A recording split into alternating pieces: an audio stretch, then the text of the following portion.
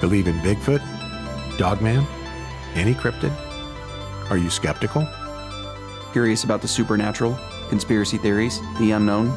Then come join us as we explore facts, tall tales, and encounters on Creatures and Curiosities.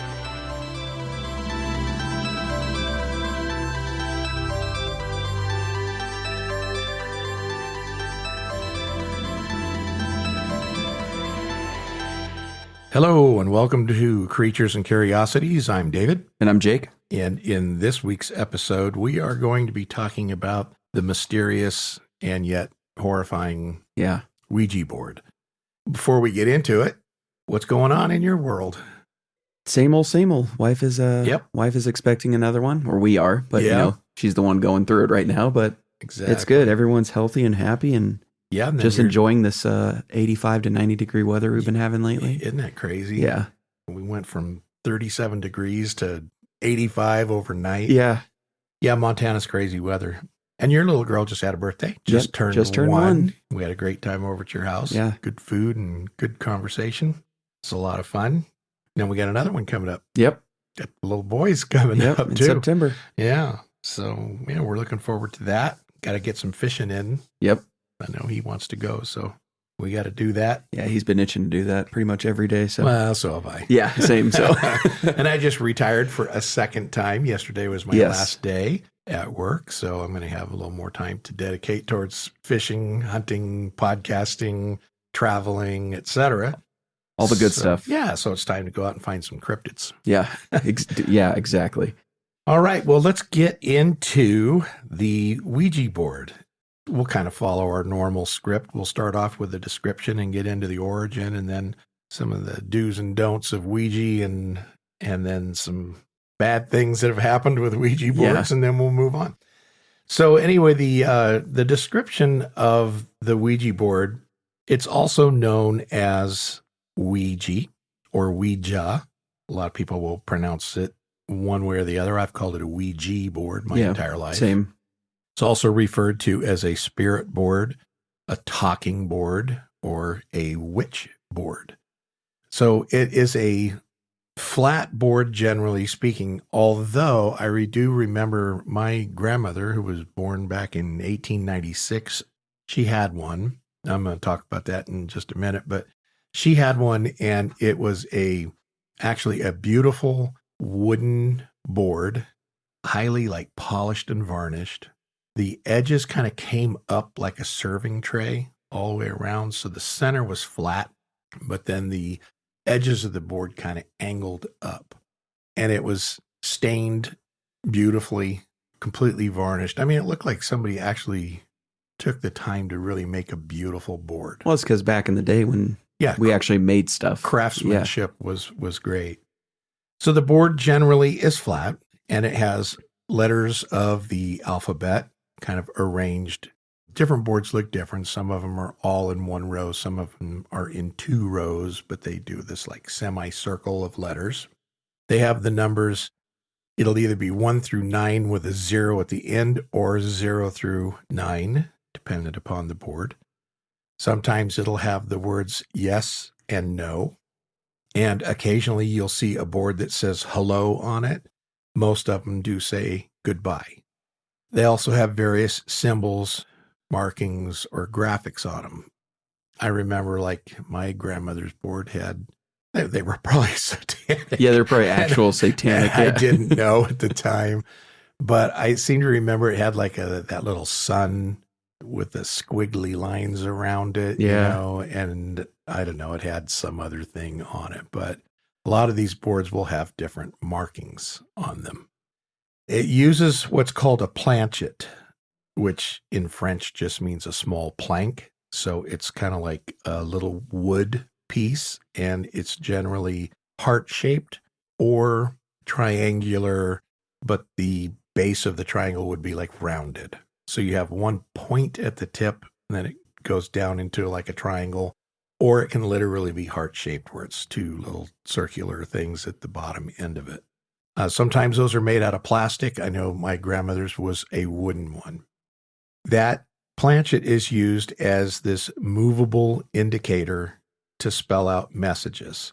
And in some cases, it's just a point, and then it has little feet on the bottom of the planchet. Sometimes they're lined with felt or something so that they slide smoothly over the board. But some of them are just a point, and so that when you're using it, that you're watching where the point points to something on the board. Right. I believe my grandmother's had a sight glass in it. And so towards the end of the planchet, towards the point end, there's this little circular glass. It has like a little, almost like a reticle in the glass that it would hover over the letters, numbers, or whatnot, whatever it is on the board that it's trying to point to. It actually goes past it and then centers the letter or the number in that sight glass. So you look down through it and then you're reading, what it's trying to tell you. That's the basic description of a Ouija board. They're all pretty much the same. It's been made by different companies over the years. And as you just stated, back in the late 1800s, 1900s, craftsmanship was a great thing. So you had guys like cabinet makers and stuff that were literally making these beautiful boards, routing out the letters and filling them in, with paint or whatnot, and then varnishing and waxing, and they were beautiful. I think nowadays it'd probably just be a crappy, like a Monopoly board that would fold out with letters on it or whatever. Some piece of junk. Yeah, I know they sell them at Target, and I mean, they're all over the place. If it's wood, it's probably plywood or particle board or something. It's total crap.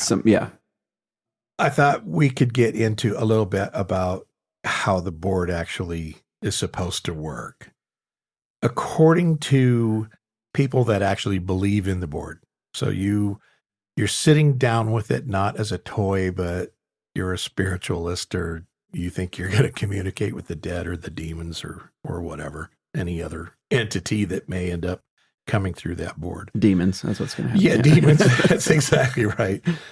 They believe that the planchet will move around the board when you ask it questions, and those movements are being done by a spirit or an evil entity or whatever it is that you're trying to come in contact with, that they're using their power to push the planchet around the board. Science, though, explains that this is a seemingly paranormal phenomena that's called ideomotor effect. And that actually causes the Ouija board user to make unconscious movements based on suggestions and expectations. And the movements, though, feel unnatural, or I guess you could say supernatural in origin, as they're not aware that they're actually moving it themselves. Right. Now, the way I look at that is you can just say, so basically your friend is pushing it around. Yeah, and you have no idea. And you have no idea. Yeah. And so that's the funny part about a Ouija board. If you've ever sat down with one and used one, everybody accuses everybody else of pushing it. And I don't think that's what's happening. I think that there is a spiritual realm that's pushing it for you. Right. Now, you're always going to have that guy, the nutbag that, he knows an answer to something that you ask, so he's going to push it to that. Yeah. But I believe that these things can actually work, but not from a good standpoint. No. You're not contacting your dead grandmother who's telling you something. Yeah. You're opening up to a world that's far beyond that. I don't believe in the dead talking to you anyway. You're talking to demonic entities is what you're actually doing. And so when these people sit down to these boards and they're accusing each other, you're pushing it, aren't you? No, I'm not. I swear I'm not pushing it, because I've been there. I used one. I've never used it since. I was going to kind of get into that tiny little bit. There's really not much of a story to tell. But as I said, my grandmother had this beautiful Ouija board, and my sister and I were over, and she had this little apartment that she was in. And we dragged it out of a closet, asked about it, didn't really know a whole lot about it. We were both very young. And we sat down. She had a 2-bedroom apartment. We're in the little back bedroom. There's not much in there, a closet and a bed. And I don't know, she might have had some furniture in there, but I remember it being pretty sparse. Right. But there was this big window. that was over her bed. And of course, we lived in Central California and it was hot. And I don't even know if she had air conditioning in that apartment building. But so the window was open and there's like a screen on the window, but it had blinds. And so we weren't being able to look out the window, but the window was open. So my sister and I were sitting on the bed and we've got our fingers on the little planchette, and we're asking stupid questions. I think my sister wanted to know who she was going to marry and things of that nature. And like I said, I'm probably 6 to 8 years old. My sister's almost 3 years older than me. So, she's in the 9 to 11 age group. Well, unbeknownst to us, and I don't know if we're pushing it around or if we had summoned something up that was pushing it.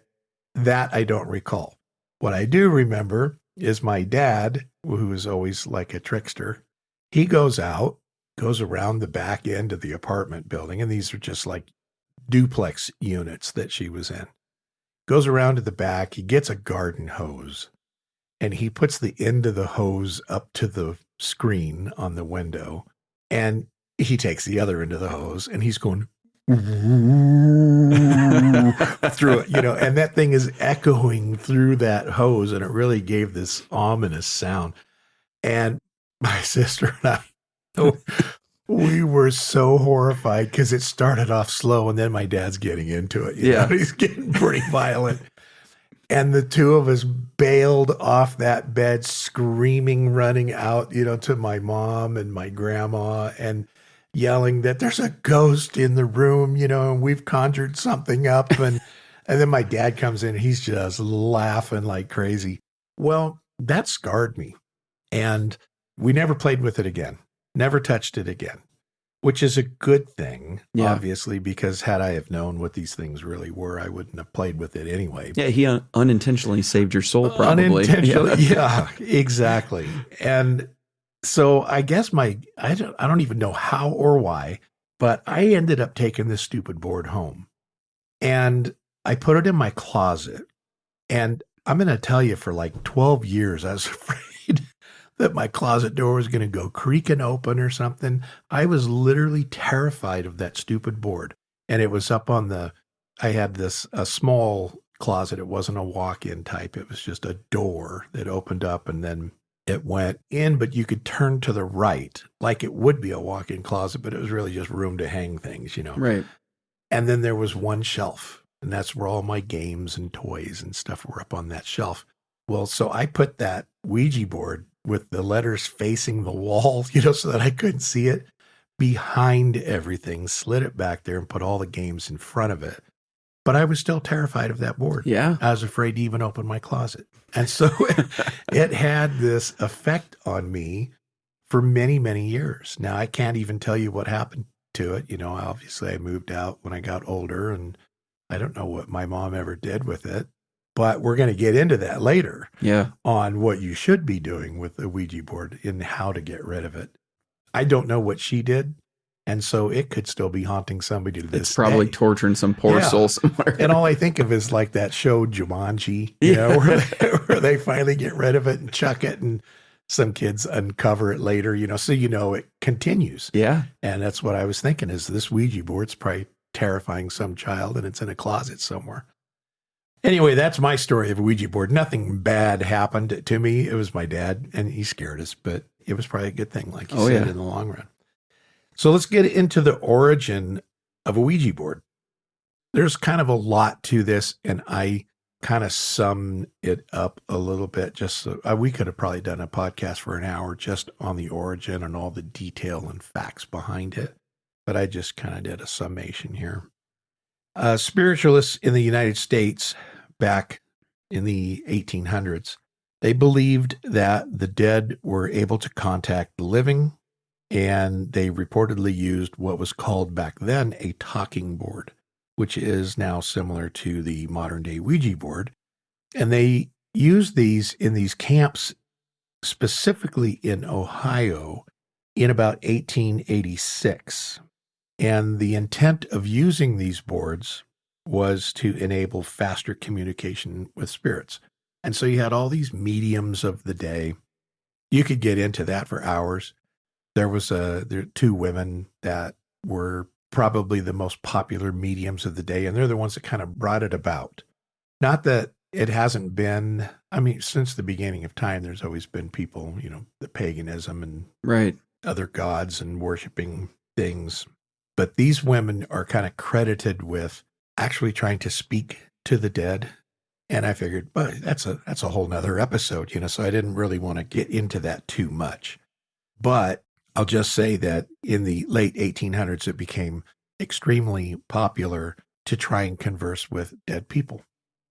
So one such talking board enthusiast was named Charles Kennard. Now, this guy was just this fertilizer entrepreneur, and he lived in Maryland. And he wasn't really looking for answers from the great beyond with these talking boards. He was kind of like I said, he's an entrepreneur who was always looking at, how can I turn a buck? Yeah. So he opened several different businesses. Most of them failed, but he was always the get-rich-quick scheme kind of a guy.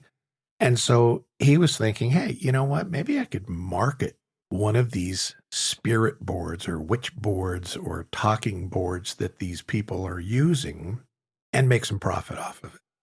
So Kennard ends up partnering with an undertaker and a woodworker by the name of E.C. Reich to make and sell a dozen or so of these boards. And so this guy, very skilled, crafts these Ouija boards. And so they decide, well, if we're going to talk to spirits, they got to have a way to talk to us.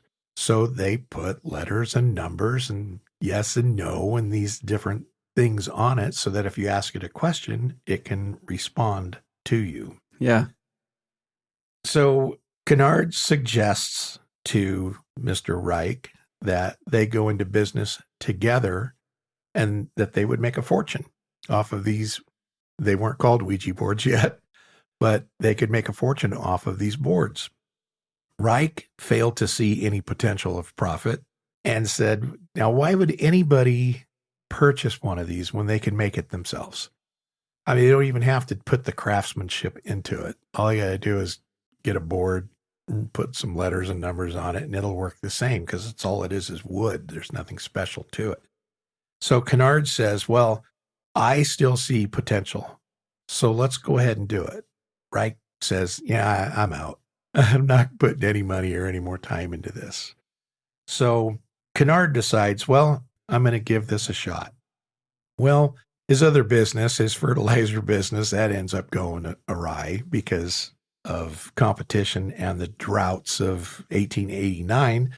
He decides, well, you know what? I've done multiple failed businesses, so I'm going to move, start afresh. So he moves to Baltimore, where he ends up meeting this guy by the name of Elijah Bond. Well, Bond is a patent attorney. And so he tells him, hey, I have an idea here for a business. And these witch boards, talking boards, they've never been patented. So if we could grab a patent on this, nobody else can produce them. Corner the market, We're going to corner the market. So Elijah Bond decides that, hey, you know what? It's very possible that this could be a huge success. And it just so happened that Bond's sister-in-law, her name was Helen Peters Nosworthy. She was a medium and a spiritualist. So not yet having a name for this talking board that Mr. Kennard had kind of developed, he ends up getting together with Elijah Bond and this Helen Peters, and he participates in a seance that Peters is holding in April of 1890. And they're doing this seance with one of his boards that he created. Peters asks the board what it wants to be called, and the board spells out Ouija. She asks it, well, what does that mean? And then the board proceeds to tell this group, it means good luck. Really, that's just the name of the demon telling it. Yeah, exactly. And it was. I really believe that it's like enticing them to believe that there's something good about the board. Now, it was reported that Peters was wearing this locket, like a necklace, with this locket on it with a picture of a woman's rights activist and a novelist that went by the name Ouija, Ouida. And they believed that whatever spirit, demon, entity, whatever ghost, whatever you want to call it, whatever it was that they connected with through the board, saw that necklace, saw the pendant on there, and tried to give that name, but probably either didn't know how to read it or spelled it incorrectly on the board. So instead of Ouija, they got Ouija out of it. Now, there's other beliefs as to how the board got its name. One is that the word Ouija comes from the French and German words for yes, so the French term being oui and German being ja.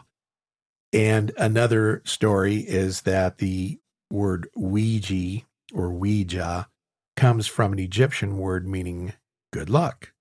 Well, it kind of turns out that that's not true. First off, there is no Egyptian word Ouija, and it's believed that they came up with that statement that it was an Egyptian word so that it would help dispel people's concerns that they were actually contacting spirits.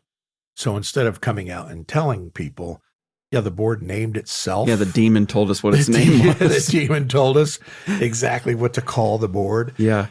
They came up with the concept that, oh no, it just means good luck in some foreign language. It's a marketing ploy, marketing scam. It's a marketing scam. Yeah. That's how they got it out there, not as an evil tool, but they're marketing it now as a game. Well, if you're a mother buying a quote unquote toy or Game Boy for your kids, and you see that, Ouija, named by the famous demon Ouija. Yeah, it's like, okay, well, no, I'm not going to get that for my 8-year-old. Right.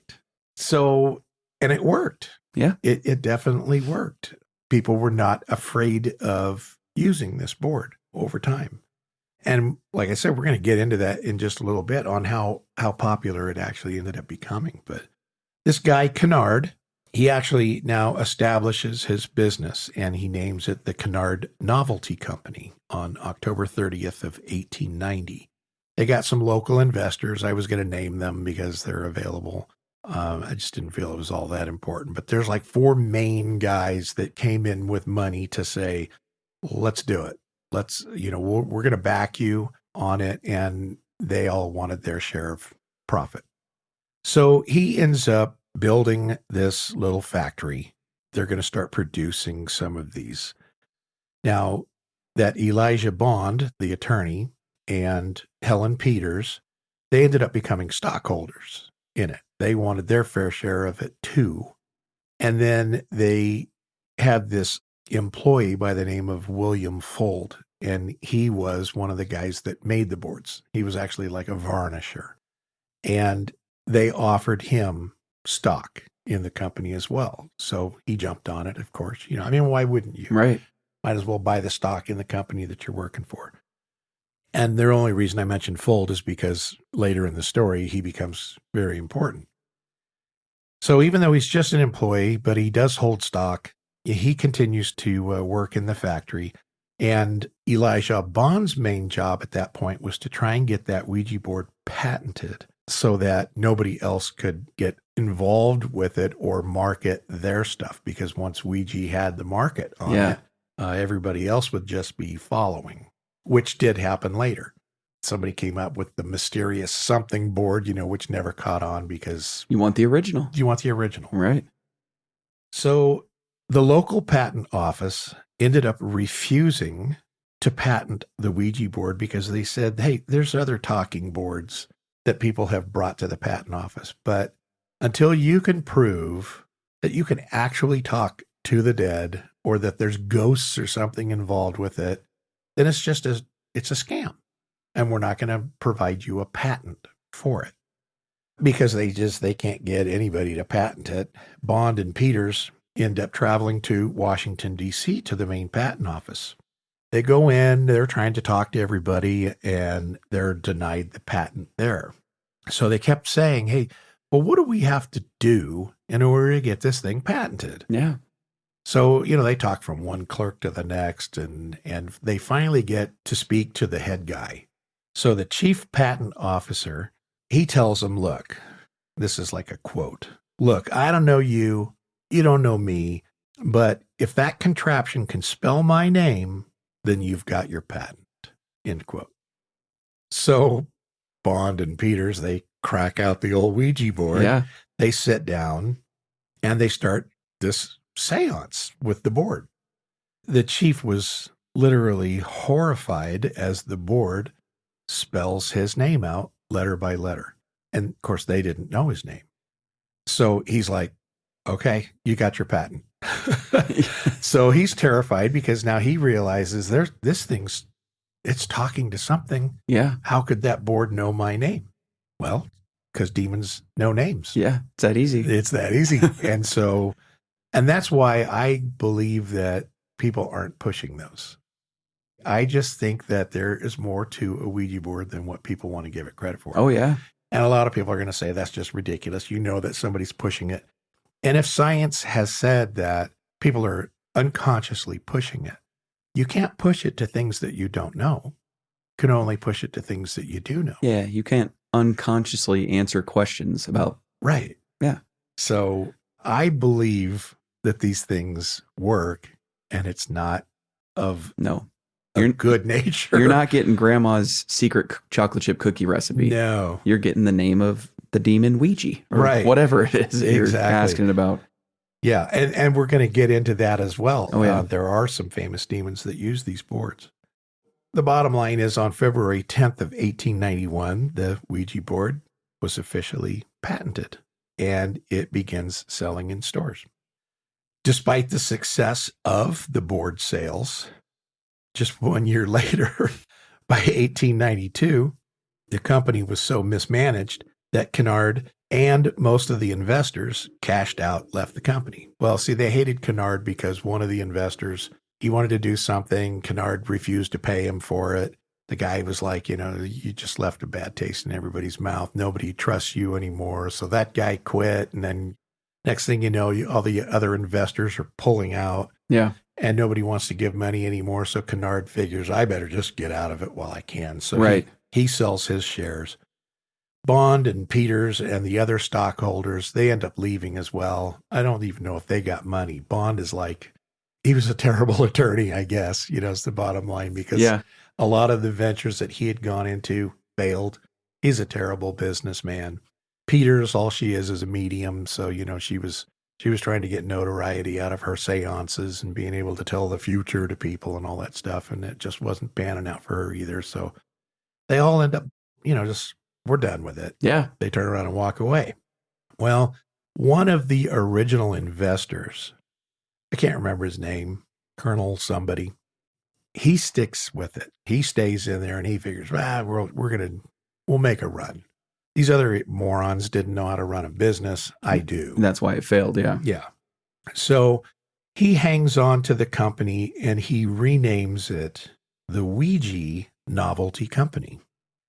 And the one faithful employee, this William Fold, he continues the production of the board because this investor liked him, kept him on, and said, hey, why don't you work with my son? I think that guy's name was Isaac.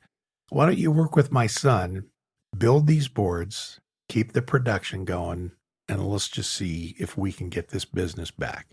So Fold agrees. They're cranking out these boards. They're doing pretty well. And then, lo and behold, about 1901, that original investor and his son, Isaac, they decide they've had enough of it too.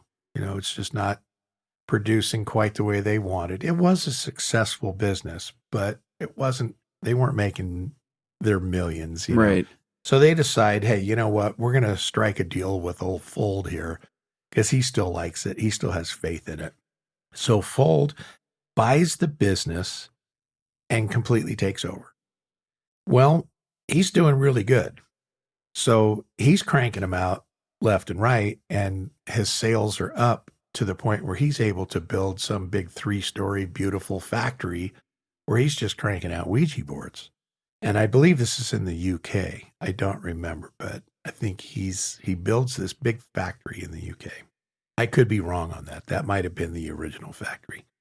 So don't hold me to that. But Fold runs this company until 1927. In 1927, he's up on the roof of his factory and he falls off, punctures his lung, dies from suffocation. And that's the end of Mr. Fold. Yeah. And it kind of seems like if you kind of get into the story of the Ouija board, everybody who took it on failed or dies. And so there's really nothing good about the Ouija board. No. I mean, it ended up being a prosperous business, but I mean, that's evil and prosperity and the greed of money go hand in hand. They kind of go hand in hand, right? And so whether or not the board succeeded in production, it's still, there was a lot of accidents and a lot of mismanagement and a lot of hatred going on and friendships dissolving and people parting their own ways and all of that because of a stupid board. Yeah. So, I mean, it just kind of has evil surrounding it.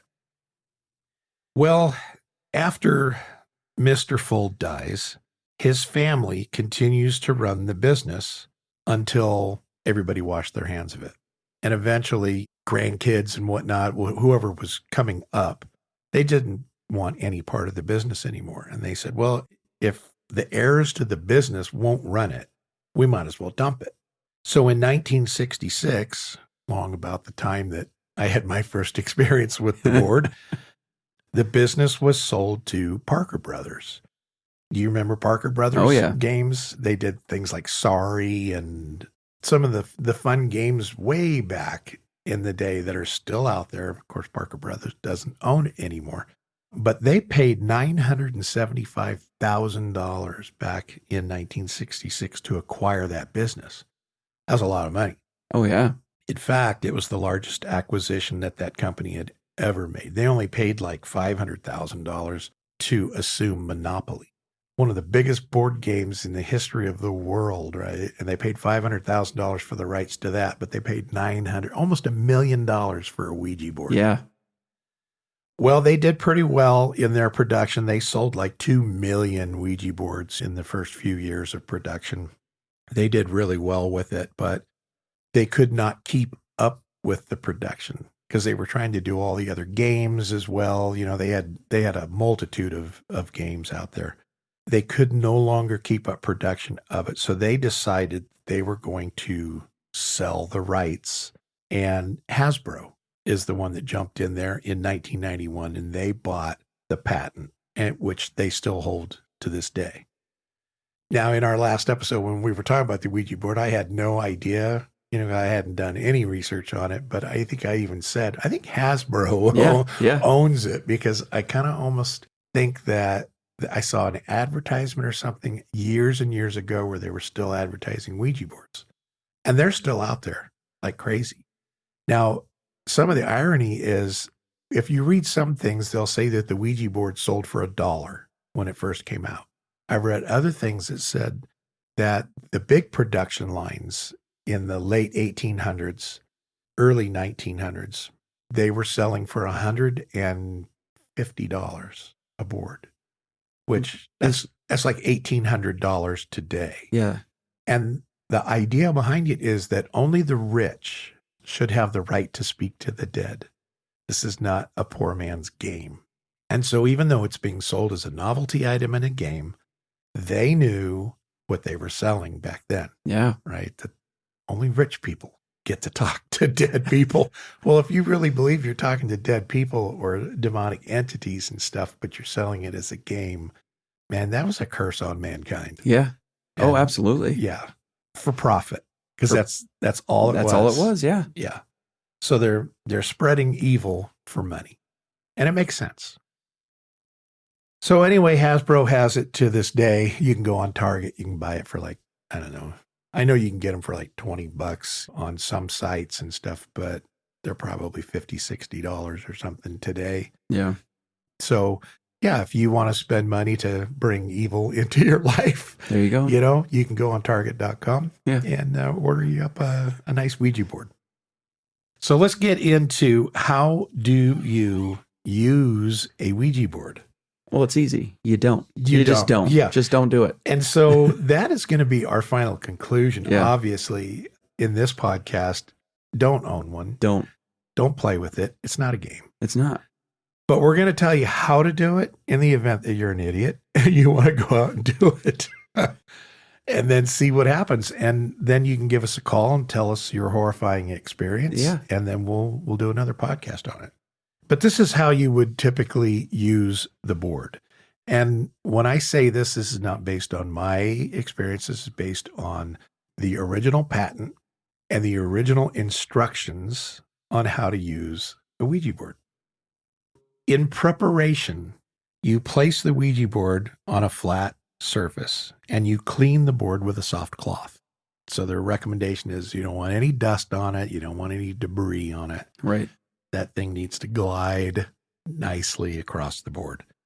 You either dim or shut off the lights in the room and you light candles. Well, already you're into it's a seance. It's a demonic. It's like witchcraft stuff. It's the occult. Going on. Yes. Yeah. It's the occult. And they love to say, no, this has nothing to do with the occult. It's all fun. It's just a game. Yeah, come on. But they're already telling you, shut the lights off, light a bunch of candles. And then the participants in this should sit across from one another or in a circle, depending on how many people there are. But sitting next to each other, you can't put your fingers on the planchet the way that it's designed. So they want you to sit across from each other. Or if there's like 4 people at the table, everybody gets a different angle at the planchet. Yeah. So the participants should each place their fingers lightly on the planchet. And that's what they always says. Don't press on it. You're just touching it ever so gently. It's got to be able to glide. It's got to be able to glide. And if you're pressing it down to the board, it isn't going to move. Right. One person should be the one that asks questions while everybody else agrees on the question being asked. And so the idea behind that is everybody's thinking like the same thing. Right. This one I love. Allow time for the planchet to move and focus on observing its movements.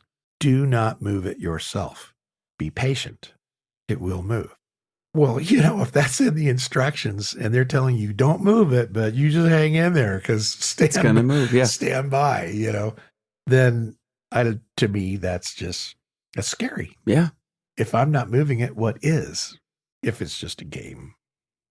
Have someone write down the letters or the numbers as the planchet stops over them, forming words and potentially answering the question.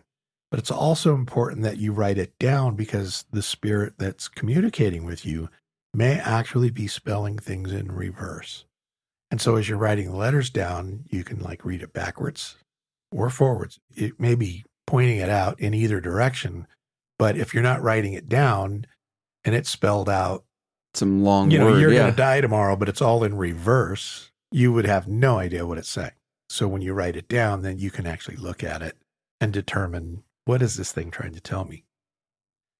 After using the board, and see, this being in the directions, this is just another indication that they know that it's not just a toy. Right. Right. After using the board, it is highly recommended to close it out by either saying goodbye or pushing the planchet to the word goodbye on the board. And then you push the planchet back to the center of the board. Now, some people actually believe that the planchet should not even remain in contact with the board because you're keeping that connection open.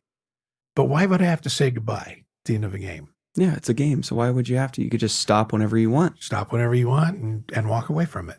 But that's not the case. It's highly recommended. It's highly recommended that you close that seance session out and tell the spirits, hasta la vista, we're done here. Well, I don't know. about you, but closing the portal. Yeah, to the bowels of hell is what you're doing. If you can close it. Yeah. I mean, let's face it. You think a demon is going to say, "Oh, he said goodbye. I got to leave." Yeah, I guess that's all for now. Yeah. No, he's probably going to stay in your house, and now you got shadow people running around. Right. And so that brings us to the next thing. Yep. Here is an important consideration of using the board. A, never use the Ouija board alone, because you can't control what's going to happen to you. There's nobody else there to stop things. I also saw a thing that says never use the Ouija board when you're drunk or depressed or in a state of mind that something can control your thought. It's just a game. Yeah, it's just a game. So why would it matter? Yeah, why would it matter? I should be able to be drunk as a skunk if I wanted to and use the board. Never use the Ouija board in your home. Well, gee, I wonder why. Because when you invite all that evil into your home, now it's in your home. How do you get rid of it? Right. So they're saying, go out to the barn, go someplace, go outside, play with it, elsewhere, somebody else's house. It's just a game, but not your home. Now, these are some interesting tidbits that I think everybody should probably know. If you're going to play with a Ouija board, if you want to play with evil entities, these are things you need to know. If a planchet counts down backwards or it goes through the alphabet in reverse, so if that thing's just like sweeping across, but it's going backwards, that is a sign that a spirit is trying to break free and exit the board. So what do? If it starts doing it? You just scream goodbye and kick the board to the side? That's basically, what they're recommending is if it starts reading letters or numbers backwards, forcibly move it to say goodbye and end the session. I don't think you get adoption once it starts doing that. I wouldn't think you would. Yeah. I mean, evil is way more powerful than people think. Yeah. And I don't believe that once you've opened a door, you can just go, oops, sorry, didn't mean it. Yeah. It's just kidding. Goodbye. It's a game. Goodbye. Goodbye. Yeah. Don't think that's going to work for you. That's number one. So that's a spirit actually trying to escape the board. That's an indicator. If anything starts happening in reverse, close it out and call it a day. If the planchet repeatedly makes figure eights, and this one's a really bad one. A figure eight is the infinite sign. If you're looking at like a mathematic equation or something and you see that figure eight laying on its side, that just means it's infinite, right? Yeah. It's also a symbol of eternity. It's never ending. It's never ending. And that can be an indication of a spirit trying to either take control of the board or possess somebody that's present. So when it's figure eighting, somebody at that table may end up victim of a demonic possession. But not if they yell goodbye. But not if you yell goodbye. Yeah. Right, yeah. If the planchet goes to all four corners of the board, it generally means that the spirit you've contacted is evil or it's a demon, and it's letting you know that. So you're not talking to grandma trying to recover a brownie recipe. If the planchet goes to all four corners of the board is letting you know you are talking with a demon. I find that frightening. Yeah. Yeah. If the planchet flies off the board, it means that the spirit is being released and it's no longer bound to the board. So if that thing flies out from underneath your fingers and goes flying across the room, you just released some form of a demon or a evil spirit. And that's when goodbye's out the door. And goodbye's, you're done. Can't grab it, put it back on the board and say, wait, goodbye. No, I take it back. He's out there and potentially in your home or wherever. Yep. Now, these ones are really frightening in my book because we're going to get into this one in just a second. But other signs that you should be wary of.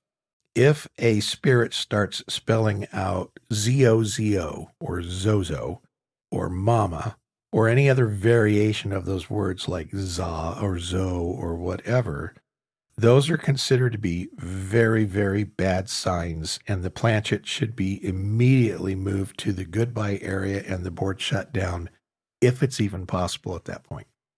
It's funny that it says it like that, because to me, single thing we've read, those are all bad signs. Yeah, they're all bad signs. This one's the worst, though. Yeah. And we're going to get into that Right, when we get right. into the bad things that can happen. Those are considerations that you need to look at when using a Ouija board. Now we're going to get into when do you actually get rid of that Ouija board? Well, You don't buy one. you don't buy one. You don't get one. You don't use one. You don't play with one. Don't get one. That's the best way. Yeah. But if you do. So let's start with that. Yeah. Don't get one. It's just going to bring grief into your life. But if you do, when do you know I got to get rid of this thing? Well, you should get rid of your Ouija board, and then they recommend, or buy a new one. Like that's going to make a difference. Yeah. Who cares about that? Yeah. When you experience any or all of the following: if the planchet moves on its own when no one is touching it, or it is consistently looping that figure 8. Well, I'm going to tell you right now, if you're looking at a Ouija board and that thing's moving by itself, I'm gone. Yeah. I'm moving out of that house. Yep. I'm going to burn the house to the ground and I'm gone. Because now you're dealing with forces that you don't need in your life. I don't care how you slice that. If things are moving in your house, then you have an evil entity. I know people love to think, no, it's just my mom checking in on me and stuff. Yeah. No, it's not. Your mom is not coming back to your house. That is something evil that's going on. Whether it hurts you or not, that's not good. The other is if the board says things like death, Zozo, because that Zozo's the bad one, or evil, or if the board admits to you through spelling and stuff that it is satanic in origin, or it spells out the names of demons, or if the board insists that its name is a number, or points to certain like power numbers like 666, if it does things like that, then you automatically know you're dealing with demons. Yeah. Well, in my book, you're dealing with them anyway. So no matter what, it doesn't need to do these things, but this is recommended by people that use it, and mediums and things of that nature. They will tell you these boards, if they're literally telling you that it is satanic in nature, it's time to rid yourself of that board. So how do you discard a Ouija board? One of the mysterious complications about using a Ouija board is getting rid of the damn thing. If you bought it, or if you've received it from someone and you've used it, you've probably scared the crap out of yourself. Yep. Right? And now you think, I got to get rid of this thing. Well, how do you do it? Well, there's multiple ways, as they say. One, you can ignore it.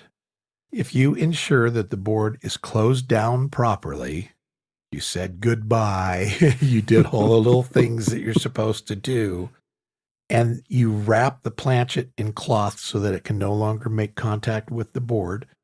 You put the board and the planchet like in your attic or basement or in the back of a cupboard or whatnot. And then they say if the board was closed properly during your last session and it's never disturbed and the planchet's not in contact with it, there's no reason to worry anymore.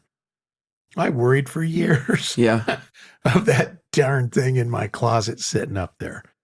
And, I was terrified as a kid. Now, I wouldn't even have one in my house now, but I was a kid. I didn't know anything. Right. And I don't think my parents knew or cared, in that respect either. But that thing terrified me. And so I would say if you're just going to ignore it, don't. Use another method to get rid of it. Yeah.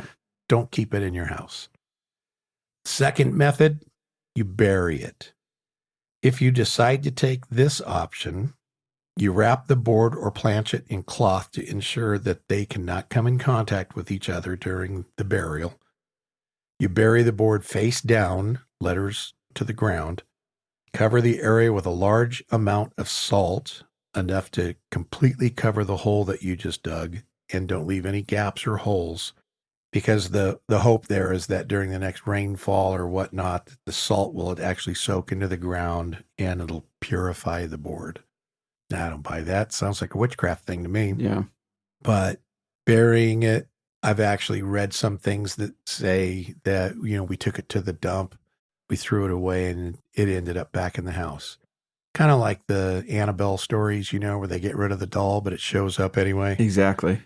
There's a lot of stories where people have said, I buried it, I've thrown it away, I've done everything I can to get rid of it, and it keeps ending up back in my house, back in the closet kind of thing. So that's frightening to think that that could happen. I like to think that those people are just nuts, and that's... Or somebody played a prank on them and got a new one and put it in there, But something. But you know what? When you are dealing with evil, I guess things can happen. Yeah. Burning or cutting it up. Most people advise against damaging the board by burning it or cutting it or any other similar action, because burning the board is discouraged, as it's believed to release the trapped spirits in it. There's been reports that the Ouija board mysteriously returns with the planchet on top of the board even after it's been burned to ashes. I haven't seen those accounts, but I have heard that people say that that happens. Right. You burn it and it comes right back. Throw it away, it comes right back. So those are terrifying. Yeah. Some people will actually say, this one I find a little outlandish, but maybe, that the Ouija board will actually scream if you try to burn it. And it's a common belief that anyone who hears that scream of the entities that are in it, that you only have 36 hours to live. Now, that's, I don't know. It's a good movie. It's a good movie. Yeah. I don't think that any evil entity has the authority to take your life in 36 hours because you tried to get rid of it. But whatever. That's part of the... It's the lore out there. Break it. Many people believe that you should break it into 7 pieces, separate them, sprinkle them with holy water and salt, and then bury them. But if the planchet has a glass window in it, you have to make sure that you don't lose or break that piece of glass, that it needs to be buried with the board. And lastly, give it to someone else. There's a theory that once a board has been given to a new owner, the connection to the previous owner is now broken. I don't believe that. Right. And I think that giving it to someone else, you're just creating havoc in their lives now. Yeah. And so why would you want to pass that on? Hey, here's this demon board. Have fun with it. Yeah. I recently watched a movie, I don't remember the name of it, where these people get like a spell, and the only way to get rid of it is to pass it to somebody else. Mm-hmm. I don't even remember the name of that movie. Is that the one where they sleep with the person? Yes. Yeah, I can't remember it either. And then like the figure is constantly following that shadow, them. And it gets more dangerous all the time, so they have to sleep with someone else. And depending on who you are, it'll be someone you might know. Right. Yeah. I can't remember what that's called, but I've seen that too. Yeah. So that's what this reminds me of. Yep. If you're passing it on, all you're doing is relieving yourself of something evil, but you're giving it to somebody, even if you don't care about them. That's horrible. God, that movie was weird. Yeah. Because remember the guy hooks up with that girl, and then she wakes up tied to a chair in like a parking garage. Right. And he's like, I'm sorry. Yeah. But it's coming and it's yours now. Yeah, it's yours. I gotta go. And he takes off. Yeah. No, that was horrible. Yeah. It was a good movie. It was a good movie. But anyway, getting back to Ouija board, now let's get into some of the bad things that can happen. You want to start off the bad stuff? Because I will say that there are probably hundreds of thousands. So I know we've said in past episodes, there's like 1,000 sightings of this particular thing, but we're only going to go over like 5 of them. Right. In this particular case, there are hundreds of thousands of stories. I don't care. Reader's Digest, Reddit, multiple websites. All you got to do is type in bad things that happen with Ouija board.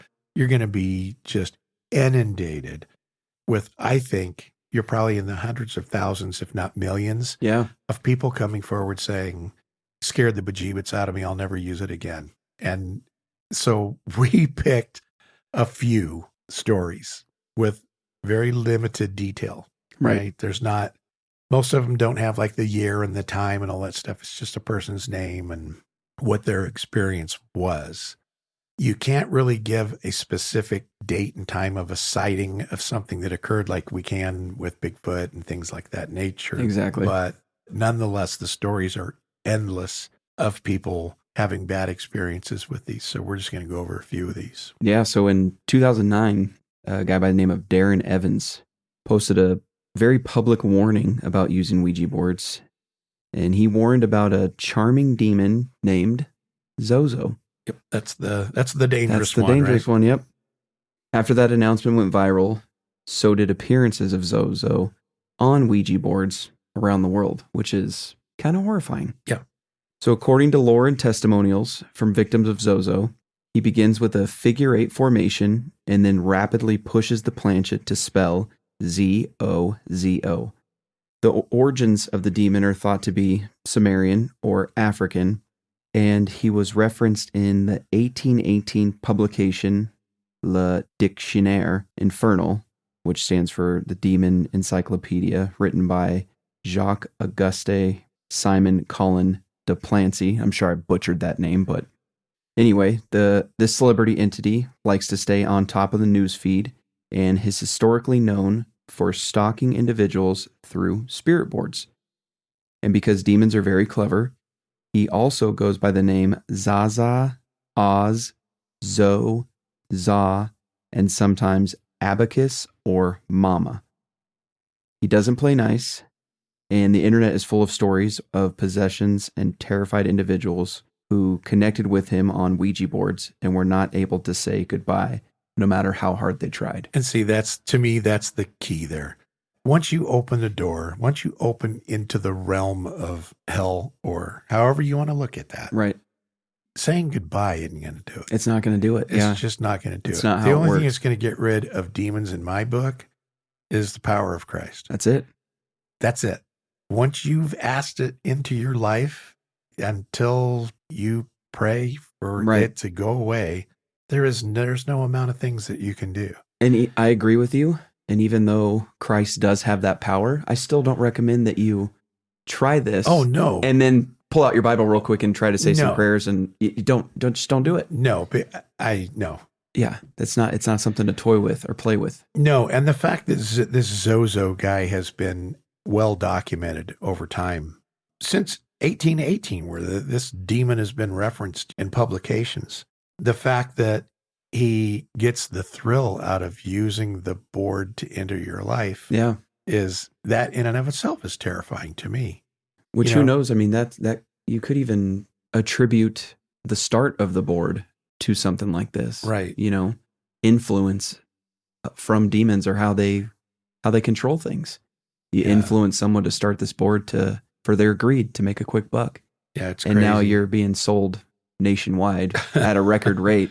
Yeah, and you can come and go as you please. Yeah, and if you think about just the amount of boards that have been sold, right? How many households have this evil entity at their disposal? All you do is crack out that board and start. There it is. Playing with it, and you got hell on earth. Yeah, it's crazy. So moving on, Randy, who's a 36-year-old Michigan resident, learned what a Ouija board was the hard way when two of his family members introduced him to one when they were all children. So, quote, "My brother and cousin were older than us. This particular time, they had come home with a Ouija board. We agreed to play and to turn off the lights and light a candle," end quote. Now, Randy sat down with his favorite doll, Kelly, at his side, nervously waiting in the dark. Quote, "We started playing and asking questions, and before we knew it, the planchette started moving around in a pointed direction. It traveled the board, dragging itself to the letter K. It then made its way to E and L. For a moment, it paused, then quickly circled right back around for another L, before finally landing on Y. Next thing we knew, there was a loud bang against the radiator, and everyone started screaming. We turned on the lights, and by the radiator was the severed head of my favorite doll," end quote. Yep, terrifying.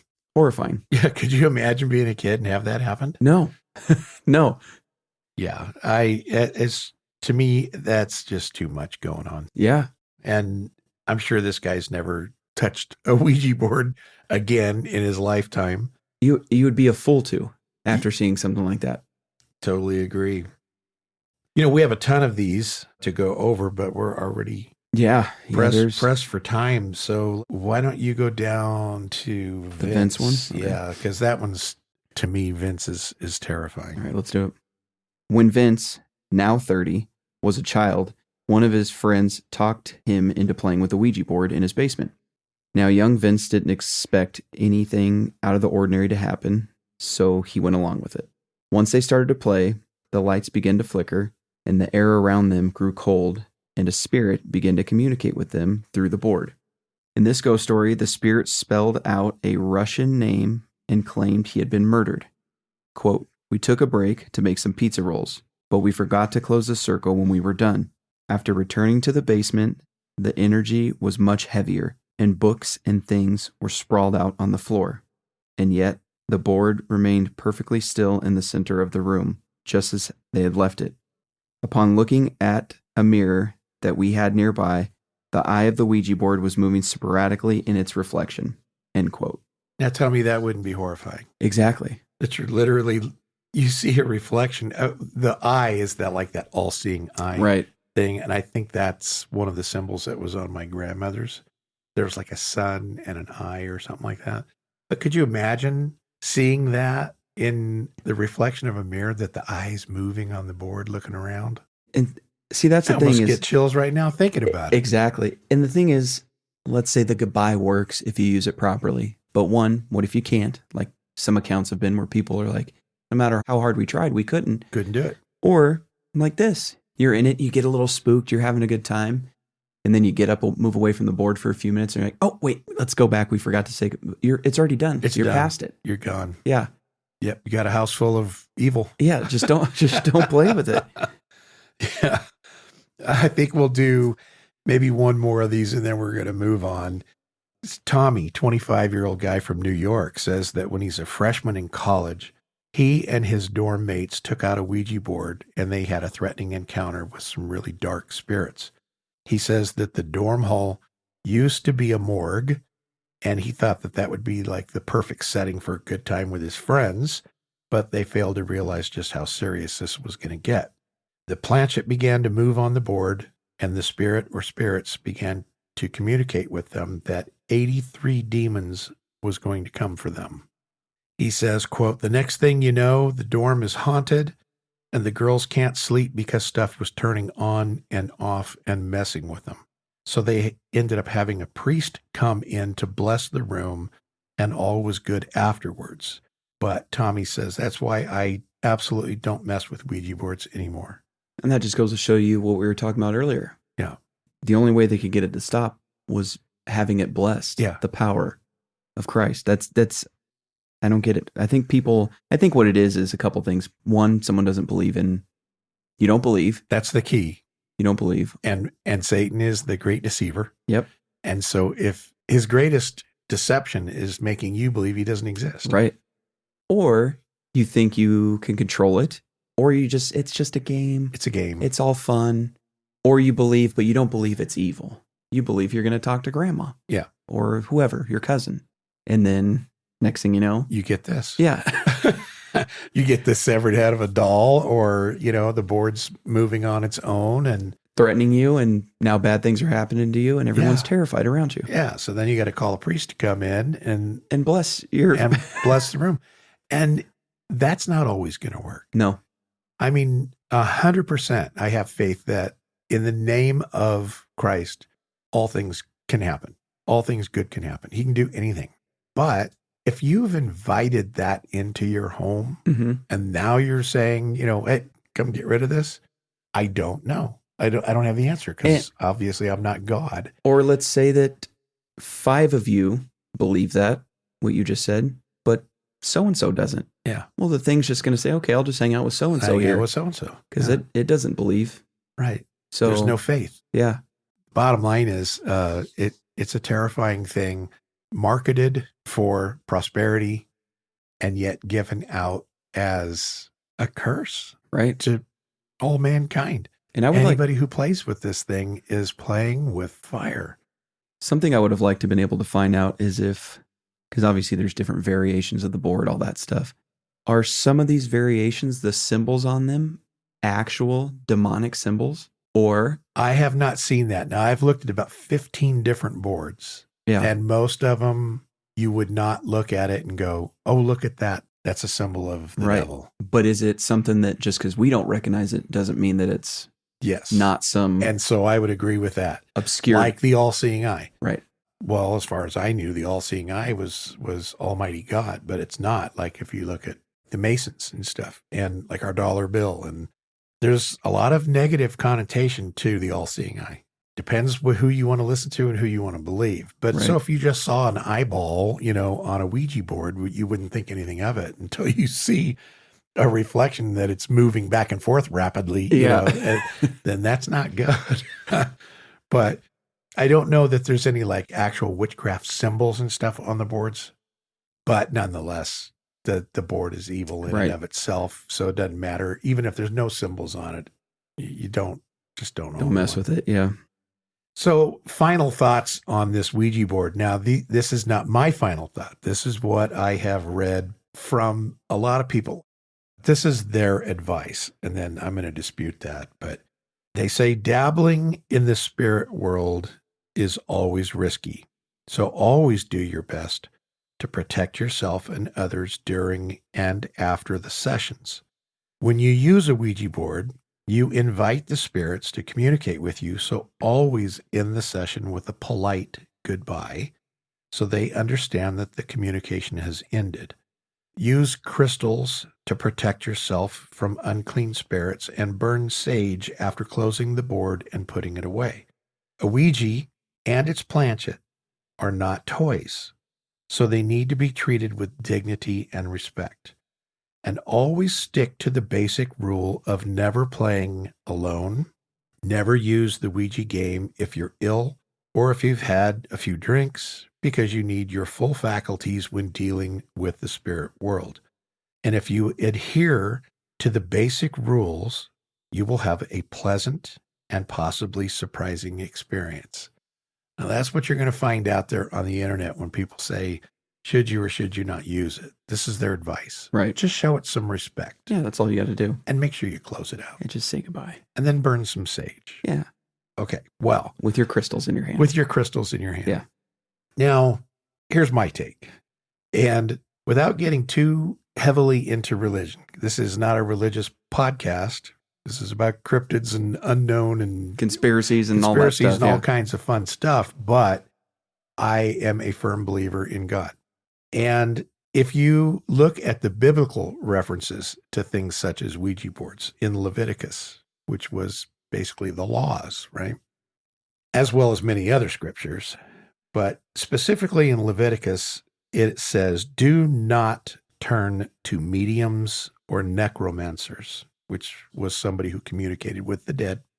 Do not seek them out, and so make yourselves unclean by them. Or in another version, it'll say, or you will be defiled by them. Well, sage, crystals, any kind of ritualistic thing that is supposed to protect you from unclean spirits, it's not of God. It's all witchcraft type ceremonial things to supposedly ward off demons, but it in of itself brings demons. When you're burning sage through a house, I mean, that's an old wives' tale, right? I know there's a lot of cultures do that. Instead of going through and blessing a house, they burn sage and they do these types of things. Well, that was all like paganistic ritual. It's all evil stuff. And so when they give you advice, get the board and do your thing. Just make sure you respect the dead and close it out and then burn sage and wear crystals. That is all of a satanic realm. And you're not protecting yourself at all. What you're doing is you're opening yourself up for some horrible stuff. No matter what your intent is. Yes. It's opening up bad stuff. And we'll read you the final thought and tell you that this is what people will tell you to do. Our advice is absolutely do not do any of it. Stay clear of a Ouija board. Don't play with it. It's not worth it. Don't be involved with it in any way, shape, or form. Don't go into anything thinking that it's just a game or it's just fun, because you're going to open your life up to some horrifying stuff. When we do these podcasts and we talk about some of the creatures and some of the horrifying things, and, we're always like, they're demons is what they are. I mean, I actually do believe that. but I'm not afraid of those things. If I came across a Bigfoot, if I saw one in my yard, I'd be thrilled, terrified again, like I say. But if you came across a puckwudgie or you came across the Jersey Devil or whatever, as long as you survive it, I think that is cool, right? Yeah. It's fun.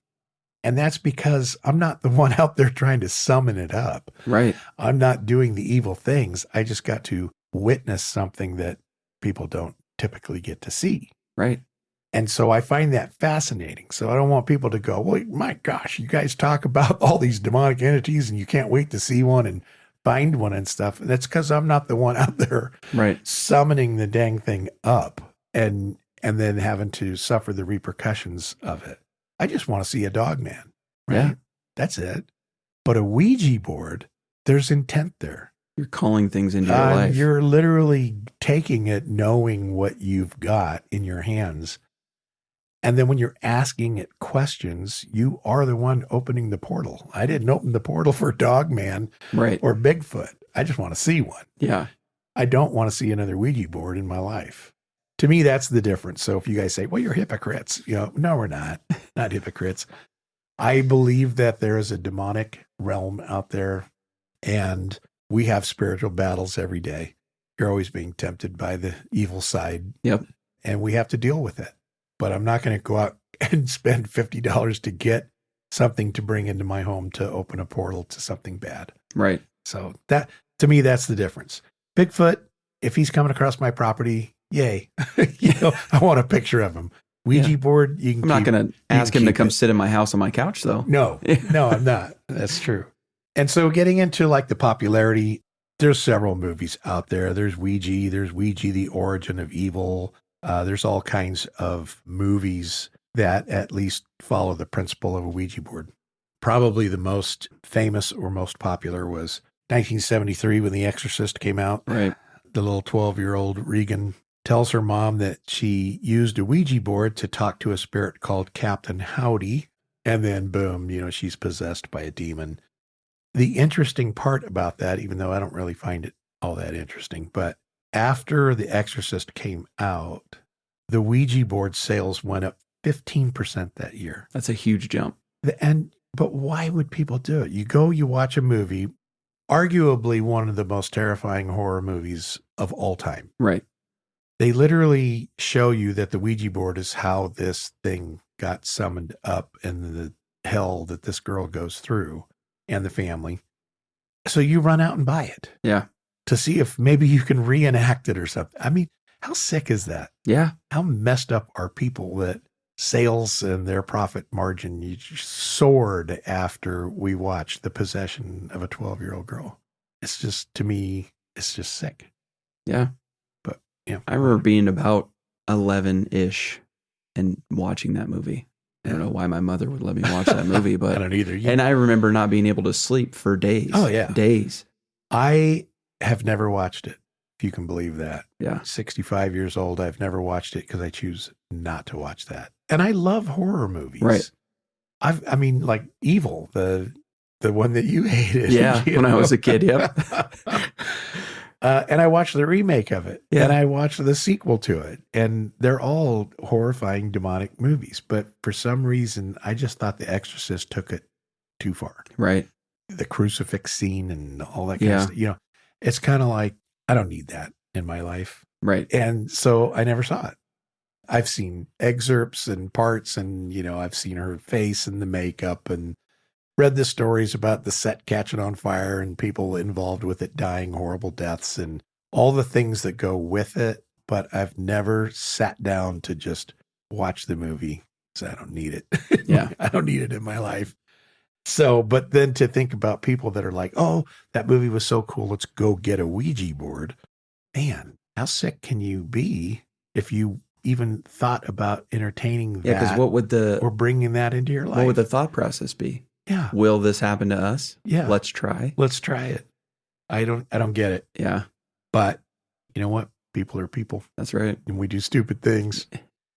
Anyway, I think that's it. We're going to wrap up on Ouija board. If there's anything that I missed or if you've had a horrifying experience that you want to share, give us an email. Yeah. Let us know. Let us know, and we'll do a little bit more on the Ouija board. I think we covered most of the bases, but like I said, there's just millions of incidents that go on. We could talk about this probably for months and go over people's horrifying experiences. If you got anything or you want to be on the show and talk about your experience, let us know. Yeah. You got anything else, Jake? No, I think that's it. Like you said, we covered it, but there's so much more to it that it's ridiculous. I mean, we skipped probably 5 or 6 little things we had written down as far as people's encounters with it. Out of the hundreds of thousands, we still had to skip what we had. Yeah. But no, that's it. Well, in 2 weeks' time, we are going to touch on another cryptid that has been seen in numerous different places. Yeah. And I believe in one of the accounts actually shot one down. That's what they claim, back in the 1800s. Claim. Yeah. That would be the infamous Thunderbird. Yeah. And is it a old time or a modern day pterodactyl, or, what is it? Nobody knows. Yeah. So tune in a couple of weeks and you'll find out what a Thunderbird is. Yeah. With that being said, you guys have a great day. Thanks, guys. Thanks for joining us today. If you enjoyed the show and you want to help us out, then go ahead and give us a follow, leave us a review, and don't forget to turn on the automatic download button so you don't miss any upcoming episodes. And as always, if you've had any experiences, stories, thoughts, comments, or questions, we'd love to hear from you. Send us an email to cryptidfanatic@gmail.com. Let us know if you'd like to be on the show or just have your story featured during one of our episodes.